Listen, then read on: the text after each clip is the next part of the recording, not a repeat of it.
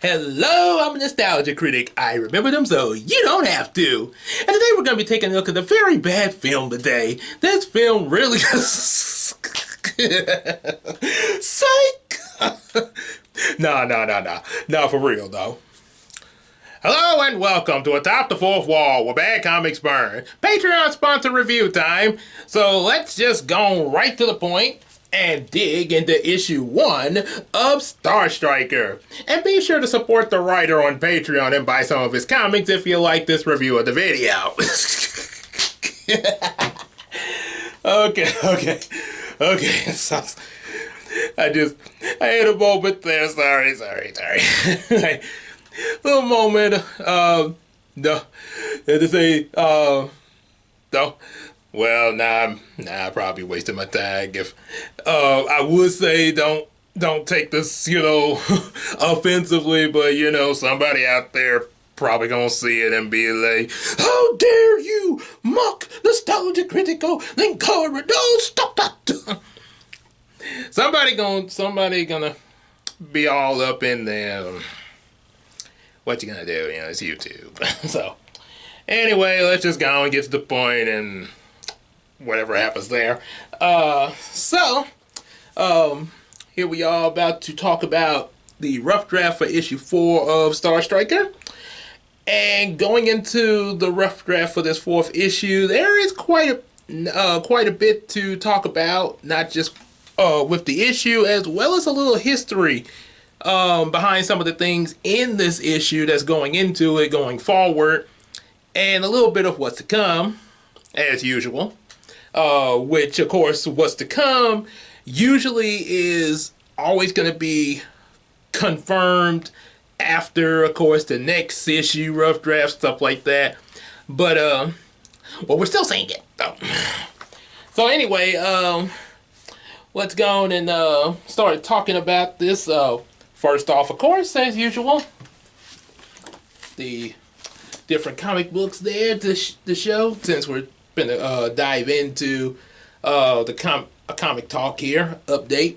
So yeah, definitely be sure you if you like this video, definitely give it a like, subscribe, buy some of our available comic books, and share with your friends, both the video and the books.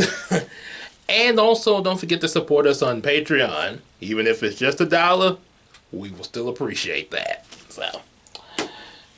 So got that taken care of. Okay, let's dive on into it. As the way Linkara says, let's dig into issue 4 rough draft. Well, technically it wouldn't be a rough draft in this case, but So, of course, one of the things. So the issue starts off. It's called Live Surprise. I put part 1 by it, but I'm not for sure if the 5th issue is going to have a different title or not. It might be part 2 to this. Even if issue 5 has a different title, it is, spoiler alert, it's going to continue from the cliffhanger that's going to be at the end of issue 4 here. One thing I want to know, I actually wanted to try to make this a self-contained issue, like, just stand alone, and the next issue be a different plot. But yeah, my writing, it just ended up with the cliffhanger. It's just, it just all in the ideals that come to my mind, I know Christina with her Bubblina issues, she started off with a 2-parter because of all that she had wrote, intending for it to be the first issue of Bubblina, but it ended up being a 2-parter of Bubbly Beginning. But issue 3 and 4 ended up she was able to have solo plots, and I think it should be the same for issue 5 that's coming up. Not gonna spoil what that is yet, because You'll know when it gets to. Matter of fact, when she is ready to, she will tell you. So yeah, just like I tell you about my stuff, yeah, she pretty much determines when she's gonna explain about her stuff. Yes, so yes, just like how she determines what goes into her books. Yeah. and with her, it's pretty much okay, Gabe. That's what I wrote here, and okay, so I just then there I go with the illustrating it there. So that's how that works. So anyway, with Star Trek, with issue 4. So yeah, even it's gonna be a cliffhanger at the end of issue 4. And when I get issue 5 written, you'll find out whether it's gonna have a different title or whether it'll be Live Surprise Part 2. So, but either way, it will be a continuation from here. So we start off at the Princeton house. Samuel's room. He begins recording himself. Oh, and one other thing I want to also mention. One more, as Uncle say in Jackie Chan, one more thing. I changed the name of Samuel's sister to Morgan. Morgan. Want just a note, I was about to take her out of the story for it and put somebody else in her place. But then, I went back and just like, okay, I'll go with it like it is. But one change I did make was just change her name to Morgan instead of Sheila. A lot of this is because because I'm basing Star Striker off of my cousin Zachary, and of course his mom. Zachary's mom is the inspiration for Star Striker's mom in this series, being a cop, being a commissioner and everything, because in real life my Aunt Sheila is a cop. Yeah, she's retired from being a cop, so yeah, sort of I actually thought that would be pretty cool, superhero with a mom that's a police officer, but in this case a police commissioner. Power. As well as also Zachary's sister being named Morgan in this. Like I just stated, since his mom's name is Aunt Sheila, it's like, okay, let me definitely go with a different name for the sister there. That's kind of, I probably wouldn't think nothing of it, but it just kind of feels a little odd. You change when you're changing all these names and so, okay. Oh, it's the heater. Okay. I almost thought that was the wind outside for a second. I was about to say, the wind's picking up out there. So, but it's just the heater getting ready to come back on. Yeah. There we go. Get all warm and toasty in here. Because it's not, spring hadn't quite come yet over here. So anyway, so Samuel, he's recording himself in his room. He says, "Good evening, ladies and gentlemen, boys and girls." And he pretty much tells just extremely brief about what happened in the previous 3 issues to him. He became Star Striker and, had a tussle with a few criminals that mutated, and then, big clash in the city. And then he also states that he found out about the missing children that his sister had found out, and obviously and as well as the from the news, and obviously the police are in on this as actually have found out about this as well. So they are gonna be trying to find out about this, especially your commissioner, because there is a special character that she's gonna meet up with later in the series that is connected to some of the missing children. The one of which is gonna appear soon in your Miyako series. Easter egg. So with all this going on, Samuel decided to become a junior news reporter in order to help with the investigation incognito. And he even bought himself a pair of reading glasses to wear. So, as you notice in the pictures that I drew of Samuel recently for the new Star Trek 2000, he had glasses on in his picture. And of course, with his mask on, he ain't gonna put glasses over his mask. Otherwise, he'd be looking like Sheldon from Big Bang Theory when he wore his Green Lantern costume. Or better yet, like me, when there were times I had to wear my glasses while I had my Batman mask on when I dressed up like Batman for Halloween at the store when we had kids' night out at our store at Kroger, and there was a year I dressed up like Batman. Yeah, so that was that. But yeah, he has these glasses, so he could have the reporter look sort of like Ultra Cat when he's in his mild mannered disguise as Mark Jones. Now you probably can guess what this whole glasses thing is a reference to. It's Superman, yes, because Ultra Cat is this universe's version of Superman, sort of like how in Author they have Bionic Bunny as their Superman, and of course Dark Bunny as their Batman. I don't know who their Wonder Woman is. They never really mention it, which not saying that I hate the show for this, but I'm a little disappointed that they didn't make a Wonder Woman reference in the show at some point, just like they did Superman and Batman. I mean, come on, she's part of the main three in DC comic. If you're gonna put Supes and Bats, you gotta put Wonder Woman. I mean, that's just. I mean, even I have done that. I got. I think it's mentioned in one of the, in the Yumiko, wrote the first one. When Zayden and Hiko were looking at all those action figures, they had Ultra Cat, Food Cat, and Food Bear, pretty much like the Adam West Batman, and then of course Thor, the Thunder Rabbit, is pretty much like their Wonder Woman if you put her in a blender with Thor. so yeah, so there's that. Definitely referencing Superman. Also, so he's going to be a junior news reporter. It's a thing that they're holding at the Channel 9 news station. Now, here's a bit of history, and there's going to be quite a bit of history going into this episode. As I stated before, Channel 9 news station is something that actually is mentioned in Star Striker comics.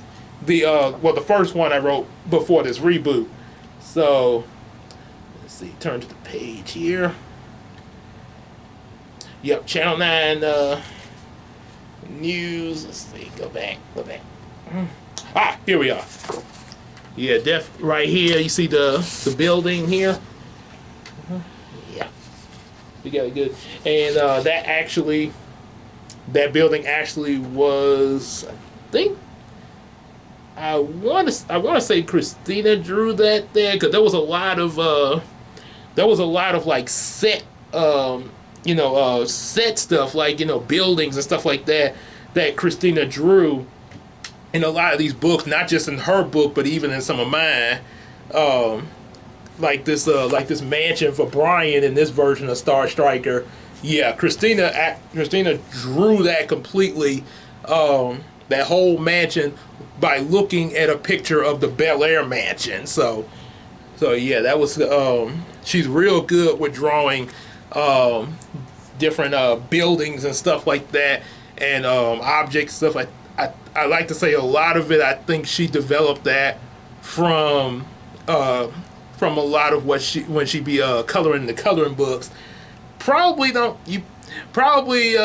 think that might not be the case, but I like to believe that it is there. I think that's because of the coordination that goes into drawing those buildings. Sort of in my case, my strongest thing is drawing different characters and stuff like that. Like, of course, Star Striker and character designs there. So yeah, it's a Channel 9 news station, has made its way in there. Tanya Wesley is the one that's taking care of the sign-ups, and she's also one of the main reporters for Channel 9 News. Originally in the old Star Striker series, it was a lady named Rebecca Pierre. In the books I just showed you was Rebecca Adams, Rebecca Adams, and of course she was the mother of Angela Adams, which Angela is a character in here now, but her last name is Pierre instead of Adams here, and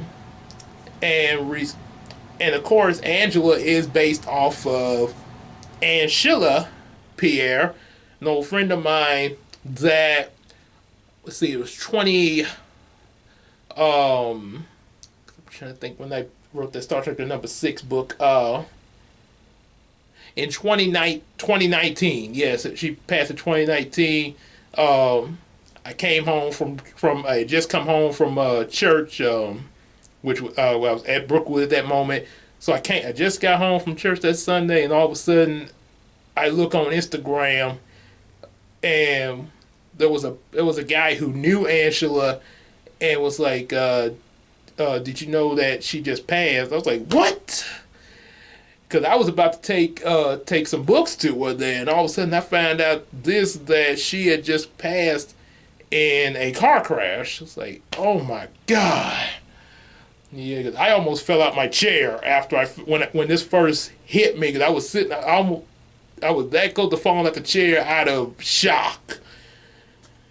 So I was like, whoa. So definitely, so the character, now the character Angela was made before she passed. It was actually, I created this character, inspired by her, and when she read my first Star Trek book, the one I just showed you, read the first issue of it, and let me let you know, she's not really big into superheroes, Angela, but she actually became interested in this particular series, due to the fact that I was writing it, and from looking at it, and also liking the fact of, there's this character that's resembling her. So yeah, after seeing that, she then, a little bit later, as I was, I think, like getting into developing issue 4, and it's sort of a spoiler for what's to come ahead, which we'll recap on when we get to that point, in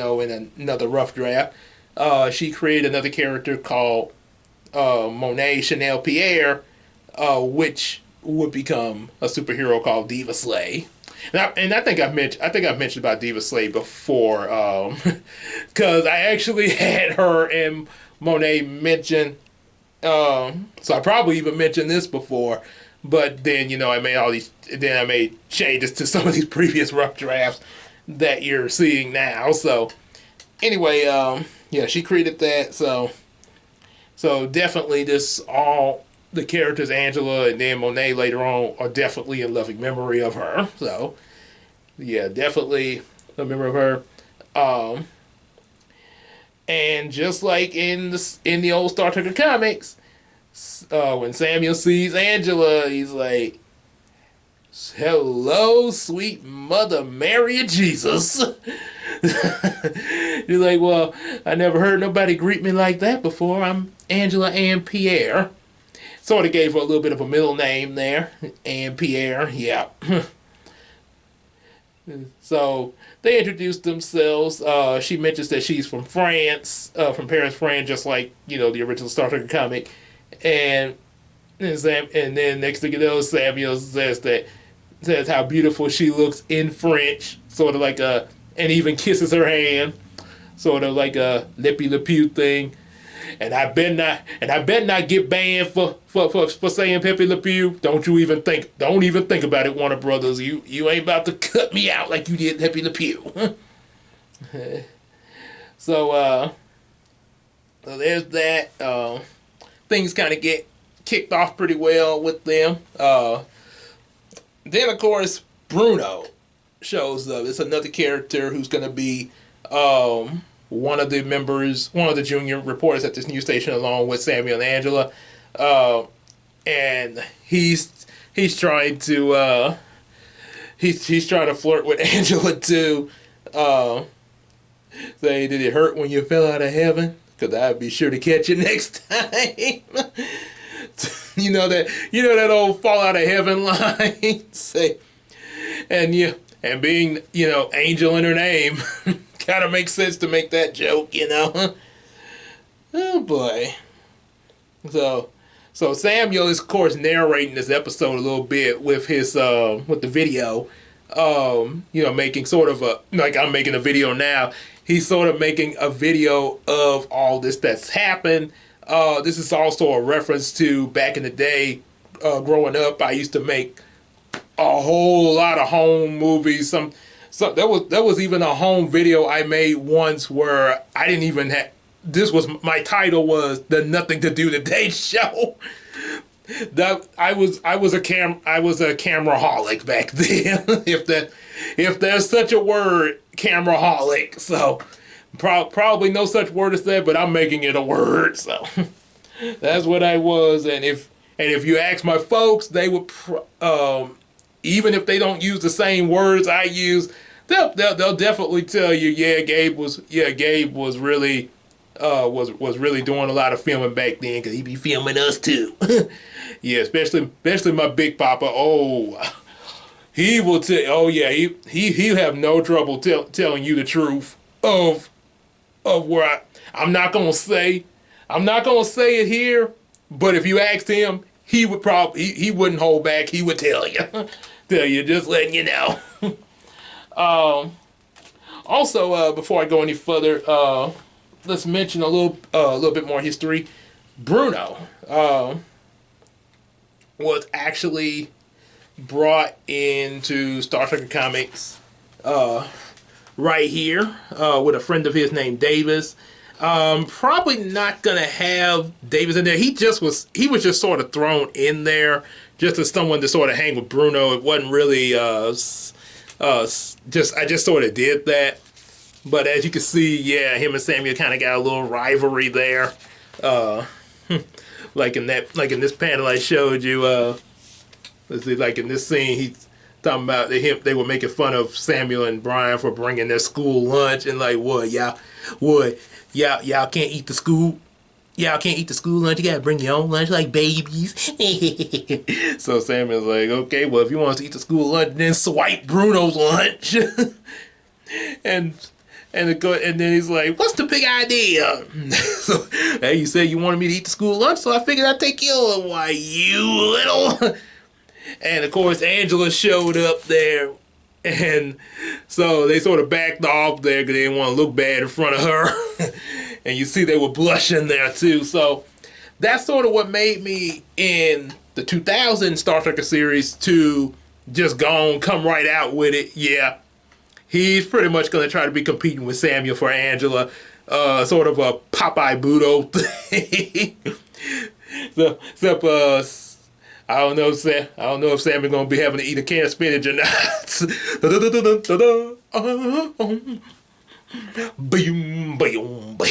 I don't know about all that now, but I do. Actually, in real life, I actually have eaten spinach before.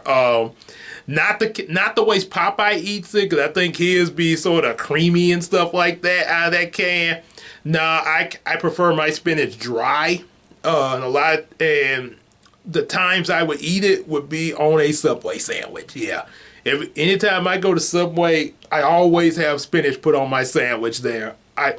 To me, it's a lot better than lettuce. Yeah, so, and probably healthier than lettuce. So, definitely got to give me props for that. So, I like me spinach on my sandwich. Oh, because you ate Subway and you didn't eat me spinach on my sandwich.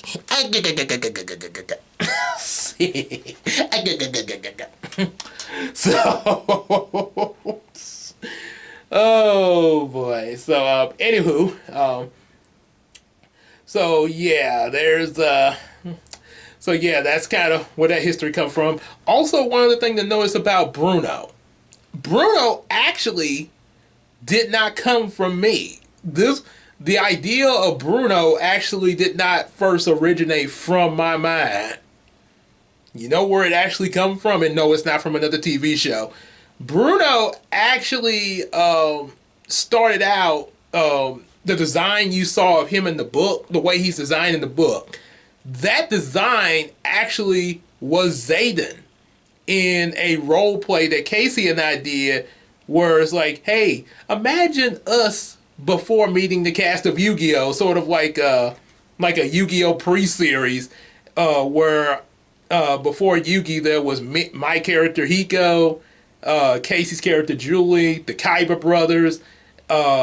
We had Ryu Bakura in there, and I made up another kid to sort of be like the Joey of the series called Zayden, which is Zayden and Yumiko pretty much is like a Joey, but But his first design was what you saw for Bruno there. And the thing in my mind back then was sort of making him behave like Kazu from Digimon Tamers. So there was that. But then later, when I was writing Heroes of Dreams, the Heroes of Dreams series before going into the comics, there was, in the first book of Heroes of Dream, A Heroic Dream Begins,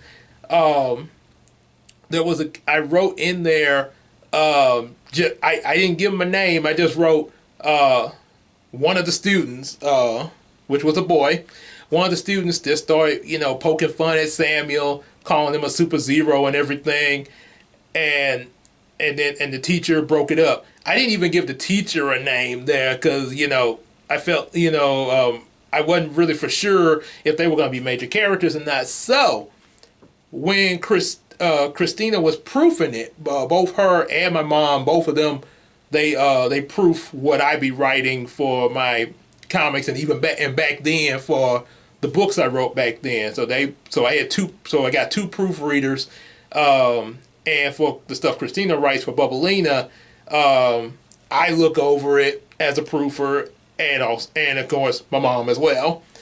So when Christina was when she was doing her proofing, she looked at that and gave them a name. She named the boy Bruno and the teacher Miss Fillmore. So that was kind of how that started, and because of that, when I got to book 7 of Heroes of Dream, I brought Bruno back as a character, and eventually in the Heroes of Dream anniversary book, so he sort of hung around and became friends with everybody, and in the anniversary book, he became a superhero called Power Play. Now I might possibly do that here in this new universe. I might bring that back, Bruno becoming Power Play. Never know. It just all depends on how things go. It's a possibility, but yeah, just throwing that out there. Bruno actually came from the proofreading of Christina. Because one thing she stated to me, like, well, you just got boy and teacher, so I just decided I'd just give him a name, and that was what she randomly came up with. So that's how that character became in existence there. And when I designed them, I just used the design that I originally had for Zayden back in the Yu-Gi-Oh! Role play. So now Zayden's design now is based off one of my friends from middle school. So that's how all that got into play. It's pretty, like I say, go way back. So anyway, so Samuel narrates more with his video, with his home movie. Mentioned how, he mentions that 2 more signups come in. Tyrone McCree and Andrew Turner. Don't know much about them, but they seem pretty cool and easygoing. This is okay. Let's tell a little about these 2 characters. Andrew Turner. This is a new character for this series. Hadn't sort of kind of at random, but yeah, this is gonna be a part of this series. He's sort of I'm trying to think how to I had in mind what. Oh, I'm actually basing his design. I'm basing him off of a coworker of mine from work that actually works in the click. That's the lead over the click list department at my Kroger. I'm gonna base him off of the click list lead from my store because he's pretty cool and easygoing. And the way he talks kind of makes me think of Black Panther, which is really cool there. Really, it's actually, I think he's actually Jamaican there, but he sort of got that little Black Panther in him, Delete that footage. I never freeze. And you know how cool Black Panther is. This is why in Captain Planet they always have Kwame do the "Let our powers combine, let our powers combine." Why does he always get to say it? Oh, I tell you why. Because his voice sounds freaking cool. I mean, you don't think that sounds cool? I do. since I done brought that up, I will mention that funny joke the critic made about it when he reviewed Captain Planet. Of course, he didn't really like it.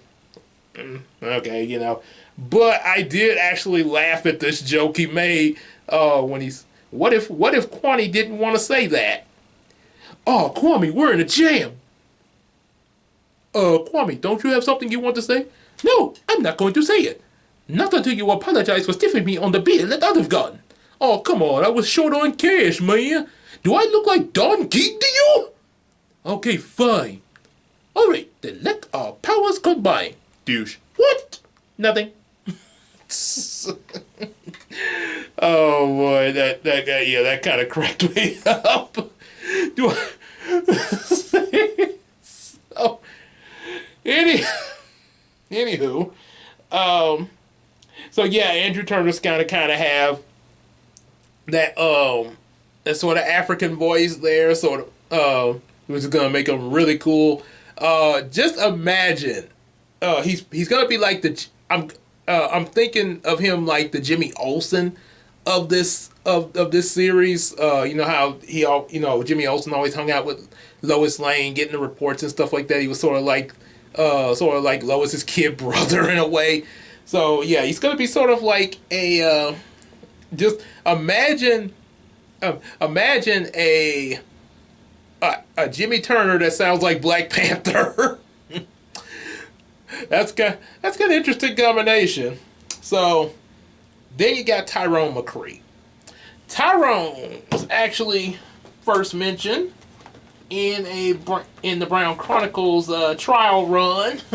I call it trial run because there's only not only because it's just 2 issues, but also because after those 2 issues, it immediately is now becoming a Miyako. So yeah, Tyrone, right there. Yeah, and in here, of course, he was called Tyrone Walker.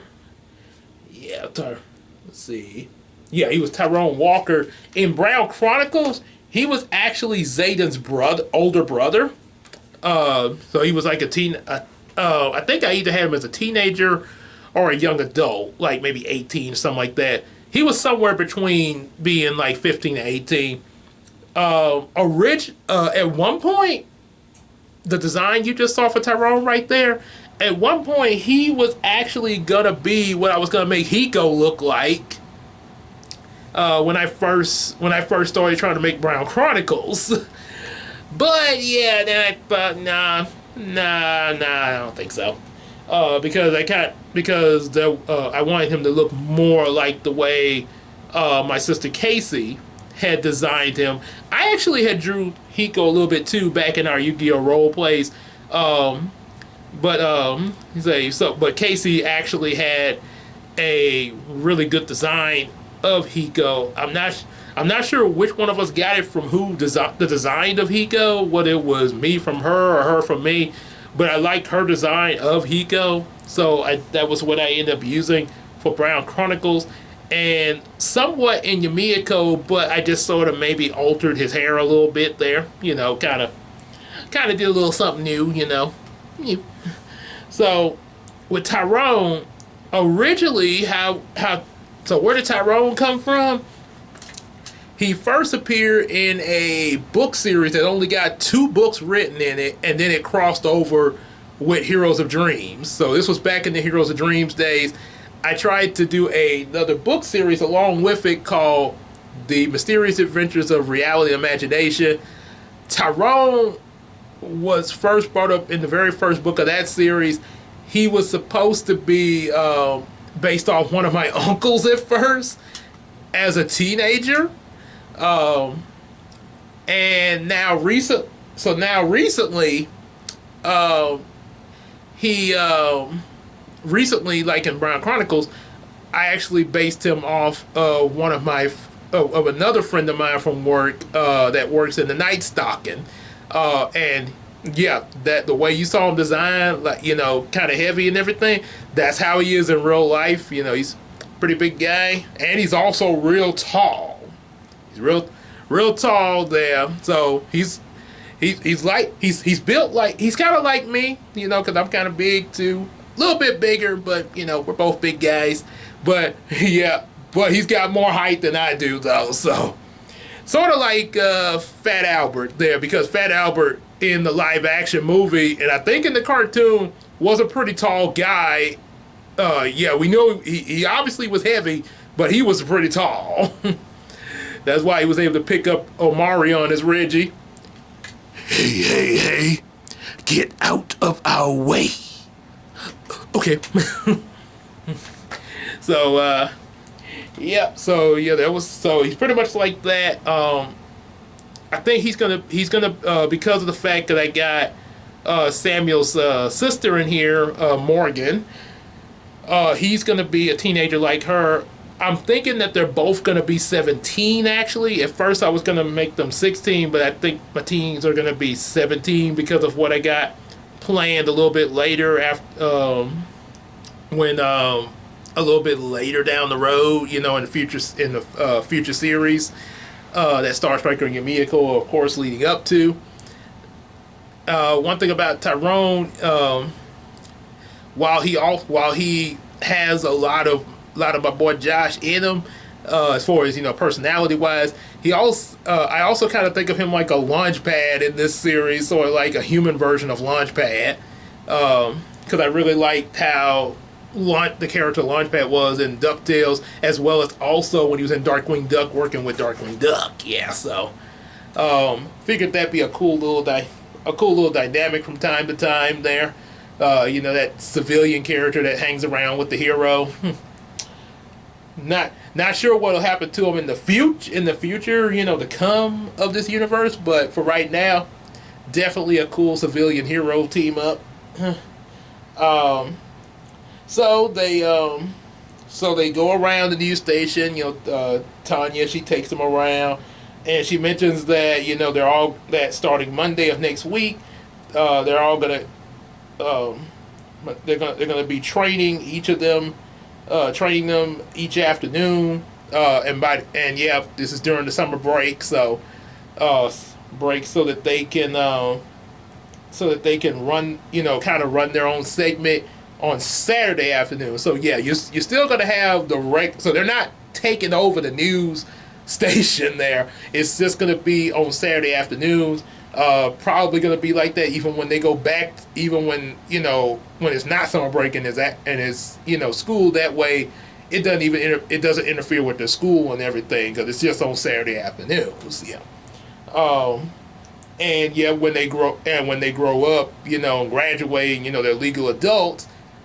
They probably, you know, after experiencing a taste of journalism in the news and being a news reporter, you know, just, you know, for a small period of time, they probably can be like, maybe this is what I want to be as an adult then. Actually, you know, and they'll have that early start, you know, have that little bit of experience where they can increase it and actually go into getting a job there a lot quicker. Yeah. So then of course we hear from Angela that she wants to interview Star Striker. Yeah, and one reason why she wants to interview Star Striker, of course, and this is what's kind of going to lead to her and Samuel, who we know is Star Striker, to them, you know, becoming a thing more so because she already seemed like she's, you know, like she's pretty cool with Samuel. Sure, you know, not as it's kind of, you know, like, you know, she just met him, obviously. So yeah, obviously, it's not gonna be like an immediate jump to, like Enchanted, where you know, it's like, what's your name? Giselle. Oh, Giselle, we'll be married in the morning.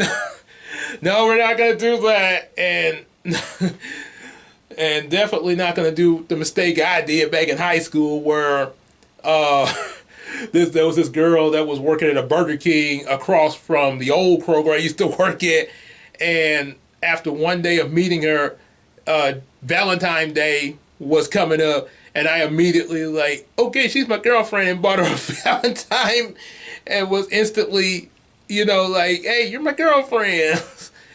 That was probably a big mistake there. So, Yeah, one bit of advice as a PSA: when you guys, when you meet a girl, or girls, when you meet a guy, get to know them as friends first before you jump into a relationship.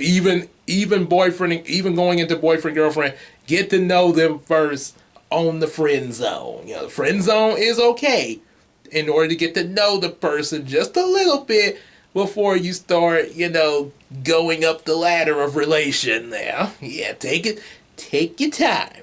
Take your time. So anyway, there's so much that this video was so much that this rough draft in this video is spitting out. So of course Bruno wants to be her Angela's personal assistant, but she wants to work with Samuel on this, and the reason why, going at this from a reporter journalism sense, she mentions how like Samuel was missing. Remember when earlier his sister was calling like, "Oh, my little brother's missing." Then Star Striker shows up. So Angela's looking at this like, okay, see Samuel's back now, so yeah, this would probably be the best person to work with on, getting to know Star Striker more, which of course, that means I'm not gonna say when, and even I don't completely know myself when, but it's definitely gonna happen. She's gonna find out that Samuel is Star Striker just from this setup already. This is it's bound to happen. It's not even a spoiler. You pretty much can see this coming from a mile away. So yeah, and trust me. And one thing I'm definitely not gonna do, Angela is not gonna pull a Lois Lane from the Superman animated series. What I mean by that, there was an episode, a scene I saw. I don't know what episode it's from, where Lois slaps a paper down in front of Superman. It's like, how do you? It's like, and was asking him how he get these reports about Superman so easily. So Clark was like, well, okay. Clark decided he was gonna be straightforward. It was like, okay, well, Lois, the truth is, I'm actually Superman in disguise. You have a terrible sense of humor, Clark. You asked. I was like, are you kidding me? You kidding me? He didn't even, Superman, Clark was not even trying to hide anything. Well, except from, people around him. But he wasn't trying to hide this from Lois. He just stated, I'm Superman, and even showed you himself without his glasses. He's right there. How could you not see that, Lois? And you just think it's a joke? And he's like, well, you asked. That always, it's kind of funny, but then it kind of ticks me off a little bit at the same time, because I'm like, wow. I am glad that the new 52 DC movie, The Death of Superman, actually did not have Lois be like that. Because he which I think maybe it's because the tone that Clark delivered his line in, maybe the way he was saying it, and she took it as him making a joke or kind of teasing her a little bit. But in the new 52, yeah, Clark was actually pretty serious, and he was kind of going through some things, with deciding if he should tell her this or not. So yeah, she did believe him then in the new 52. Yeah, I think a lot had to do because of his tone. He wasn't kind of making a witty, snappy remark. He was actually like, okay, you deserve to know, Lois. Really look at me. Oh my God. Now you know. Yeah, so yeah, I think it kind of worked better there, but of course, the situation was a little different in that story, so yeah. Anywho, didn't mean to get too far off into that, but so just when things are all, peachy keen and everything, That's when AJ, House, Gee, and Monty uh, come in there, and they're dressed in these robotic crab suits. They they knock everybody out at the news station with this knockout gas, including Bruno, Andrew, and Angela, who they grab a hold of. They also put Tyrone out, but they only get the kids because remember Tyrone's like a teenager. So they're pretty much just going after the kids. Yeah, Bruno, Andrew, and Angela, and AJ comes up to Samuel. Now, a little bit. Let's go in. Let's explain this now. AJ and those. Well, first let's start with House, Monty, and Gee.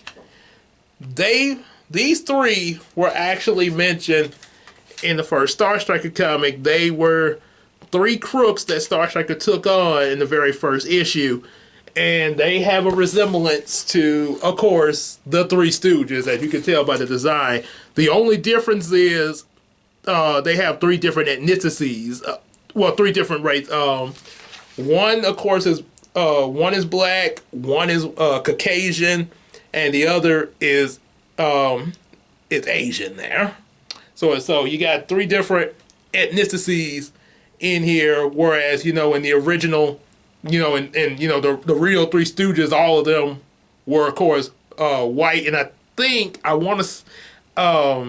which I think, cause I think they were all Jewish too. So yeah, there was that, but yeah, that's why I pretty much based these three crooks designs off of. Originally, House, Monty, and Gee were three bullies in Heroes of Dreams. The first Heroes of Dream book that Samuel took on to protect Brian. They were three bullies, and the design that they had back then was actually, it was kind of random, the designs there, but they sort of, I think their character was supposed, not completely sure what I had in mind back then for their character, but I do know they had been also used before in another series I wrote, but I never got published. Seasons Change, where and in that series they sort of really had a rough background there. I mean, because one of them had this coat on. I think it was. I'm trying to think. I think it was Monty. He had this coat on that he always wore. Only thing you would see would be his eyes. He'd be all covered up. But when he took his coat off in one scene, there were all these scars on him. Apparently, he had been abused there. So, yeah, that's it was a pretty dark on that one there. So that was sort of a little dark edge in my writing there. So we had so here. And also the names House, Monty, and Gee actually are actually the names of three students that I went to school with back in the 9th grade in my science class. And a lot of them and a lot of the other kids in my science class were always giving the teacher so much trouble. I was pretty much the only one in there that was pretty much like the angel in the room. And I'm not trying to say that, to be like, be braggy or boasted, but that's just kind of how it was in the class. A lot of them were always making a ruckus and stuff like that. And granted, I wasn't, and I would admit, I did not do so well in science class, but because but see, and I'm not saying that he wouldn't help the other students or anything like that. But see, because I was actually trying to do good with the work and everything, like taking notes and stuff like that. So yeah, I was actually able to get a little bit. I was actually able to get some extra help there, which allowed me to at least get some passing grades. I didn't always make the A's in the class on my work, but I did come out with some C's, some C, maybe a B here and there. That was pretty much the class I made the lowest grades in on my work-wise, but I still was able to pass. However, if they had a conduct grade, I would probably have an A in that there. But yeah, not so good with the conduct of these other guys or their work ethics. Cause yeah, it was like, so yeah, so there were three kids in there that they actually called themselves House, Monty, and Gee. And even cause there was a lot of time the teacher would be having to tell them to get quiet. Get quiet, Gee! Oh boy. That was a pretty dark time at school there, so yeah, so that's where those names came from. Now, in this series and the new one, they're being used for these criminals that look like the Three Stooges there, which could create some pretty good humor. Matter of fact, in the second book, this get your butts in here right now with your Three Stooges looking selves. Yeah, and see, that's a character called Big Benny. I don't know if I'm gonna use him or not, but this Big Benny character was actually based off of Samuel Jackson, and he the afro that he has that's red.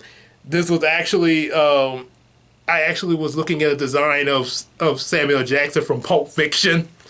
How he looked in there, you know the line. So, say what again? I dare you, and I double dare you. we're gonna you know the rest. as the little parrots, as my Uncle Ricky said about the little parrot, you know the rest. So yeah, they get your butts in here with your Three Stooges looking selves. So yeah, I had the mindset of Samuel Jackson when I was designing him, and I gotta mention this. I don't care if they get mad, if they hear this video and get mad about this. I don't care. I'm gonna mention it. The first two of these Star Trek books were actually reviewed by Bob Shaw. Pretty sure some of y'all listening might possibly know him. Yeah, Bob Shaw.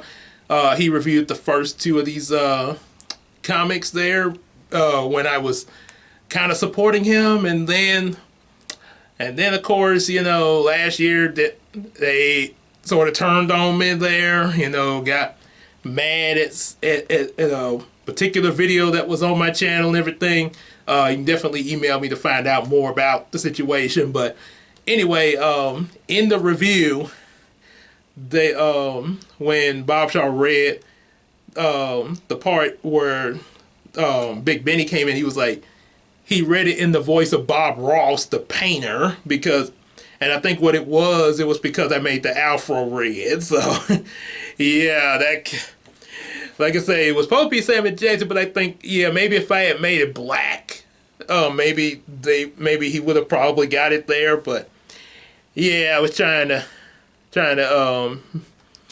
mix things up a little bit there. So that's a little bit into the House, Monty, and Gee. AJ, who's actually leading the three into this. Oh, ooh, sorry about that. So who's actually leading House, Monty, and Gee into this attack? This is a picture of him right here. Let me turn the page to a bigger picture there. There we go. Yes, because he was in... Let's see. Well, okay. Anywho, I thought maybe there was a bigger picture, but anyway. Yeah, AJ, the master shot. This is the design that he looks like here.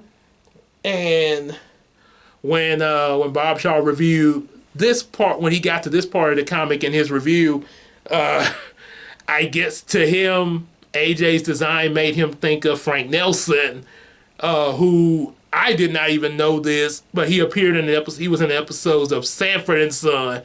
Yes, yeah, sort of like that. The character that I had in mind when I drew him was sort of a cross between Danny DeVito and this other guy who's like Danny DeVito, but he's a lot taller. This guy, I forget his name, but he was in the Blank Man movie. Yeah, I don't know if y'all know about the movie Blank Man, but yeah, he was in the movie Blank Man. Sort of, like I say, sort of acted like Danny DeVito a little bit. But he had this kind of voice to him. Only a true criminal can rob a bank in Sutton. So, might possibly do that in a Royal Talk just to let y'all know what Blank Man is there in the future there. All depends on on what we feel like there. So, anywho, so there was that. So yeah. Now for Star Trek 2000, AJ is definitely gonna have a different design. I'm actually thinking towards like Jim Carrey when he played in the Sonic movie, because I liked how he behaved in the Sonic movie as Robotnik. So I'm thinking of that for the new AJ design. Zip, zip, zip. What's your name? Nobody cares. So just imagine Jim Carrey hanging out with the Three Stooges here. And of course, now as for it's mentioned that they're dressed up in robotic crab armor. Is an image from issue 4 of the old Star Trek comic. Yeah, this is the full-on crab armor that they're in, and there's going to be a bit of a history behind that armor of where it comes from. That's also going to be really mentioned in Yumiko. So there's another connection between the two series. There's a joke that Samuel makes here when they bust in. They come up to Samuel. AJ's like, "I know who you are. You're one of the missing children, Samuel Lee Princeton." Samuel's like, "Yeah, you must be Rampage from Protoform X and Beast Wars." So yeah, reason that joke is made, at one point I was gonna make a joke. I was gonna write in him making a SpongeBob joke where he was saying, "You must be Plankton trying to steal the Krabby Patty secret formula." Reference to the episode where Plankton actually dressed up in a robot crab disguise to pose as Mr. Krabs. Don't listen to him, SpongeBob. He is clearly a robot trying to steal the formula. Yeah, but the problem is that episode did not air until season 2, and see that both Star Trek 2000 and Yumiko take place in the summer, at the beginning of the summer of '99, leading into the year 2000. SpongeBob had just premiered in May 1999. So yeah, they would only be shown like a few episodes of season 1 by this point, and season 2 would not be until next year. So that would be kind of early to make that joke. I would say, well, you look like Mr. Krabs' robotic cousin, but I figured a better joke would be Rampage from Beast Wars, because the crab now you saw what I just showed you with the robotic crab design. But the inspiration for that, the inspiration behind that was actually from Rampage and Beast Wars. Yeah, so, excuse me again. Guess I still got a little bit of breakfast and dinner in me. So that's where that joke comes from. Very funny. My name is AJ, the Master Shot, and these are my associates, House, Monty, and Gee. Now here's the deal, kid. You got 1 hour to find Star Striker and get him to surrender to us in exchange for the return of these kids. However, if you refuse, then we'll destroy the kids and go find Star Striker ourselves. And he hands them the address of where they're going, and he tells Samuel, "No cops," of course. And of course, they don't know that Samuel is Star Striker, so you know what Samuel's gonna do. He's like, so with the video, he's like, well, if they want Star Striker, they're gonna get Star Striker. Which, I told you this has a lot of references, callbacks. Yeah. I gotta go and wrap this up because this video is coming out longer than I thought here. Towards the end of issue 2, when the attack at the news station occurred, there was this right here. Say if they want Star Striker, they're gonna get Star Striker, and did the little change into his costume there. Yep. So here his transformation is due to a watch that Ultra Cat gave him called the Hero Watch, and he sort of gets to go through this sort of transformation, sort of like how you saw how, you know, like the different anime transformations like Sailor Moon and stuff like that, or Yu-Gi-Oh! Stuff like that. Christina has this type of thing on with Bubblina as well. Also, this Hero Watch transformation was mentioned in Heroes of Dreams, when the first 5 Dream League members assembled there. Star Striker actually had a watch like this in the series before then, but he just called it a Star Watch then, and then later it was called a Hero Watch. So we're going with that. There's a well, I'm not gonna mention that. It's a funny scene in here, but I think I'm gonna say that for when I actually get when I actually get to, it's gonna be a while, but when I actually illustrate this out and have it published there. But just letting you know, it's gonna be a while there because I gotta get Bubblina illustrated, Bubblina 5 once it's finished proof, and then start with a few issues of Yumiko, then Star Striker. So yeah. So Star Striker goes to try to rescue the kids, but he ends up getting captured, and once he gets there, thanks to because of these machines that they have, which is something that's not of Earth, obviously, more like the crab armor, and AJ tells them, before you try to escape, you might want to consider these other kids, because if you blast your way out of this, I'll hit the button, self-destructing their robot captors. Surely you're smart enough to know what happens to those kiddos. They go hasta la vista and never return. And to be continued. So, thing is, Star Striker, if he succeeds in escaping himself, they're gonna instantly blow up the other kids. So, yes, he's in a tight spot there. So it's like, how will Star Striker get out of this one, as well as the other hostages? So that's it for Star Striker issue 4. Issue 5, of course, is going to pick up right from there and show you how he's going to get out of that, of course, as well as, lead into the other stories. So that's, I would tell you a little bit of it, but I'm going to save it for when I do issue 5 rough draft. That way I can have it written out when I explain it to you.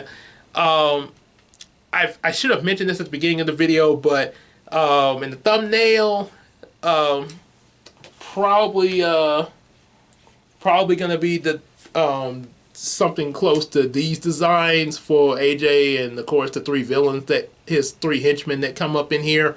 That's probably gonna come up in there. But even though I did mention AJ is gonna be redesigned when I get ready to actually do these books, but for the moment, I'm pretty much using what I previously have from the old series for the thumbnail. So just letting you know that that's why that thumbnail is up there. Like, well, why would he redesign them and the thumbnail looks different? That's why. So if you like this video, definitely, like I mentioned before, like, subscribe, share with your friends, buy some of the available comics that we've been talking about all throughout explaining this rough draft, and to definitely support us on Patreon. Even if it's $1 a month, we will definitely appreciate that. So that's all for this video, and might possibly do another video. I mean, it probably won't be uploaded the same day as this one, but as of today that I'm recording this, I might do another video before the day ends, possibly. Not completely sure, because I gotta charge the camera up since I've been on here longer than I thought I was gonna be. But there might possibly be another video. Not gonna tell you what it is, because I'm kind of trying to decide it myself, so the next video you see me in, you'll find out. Until then, see you later.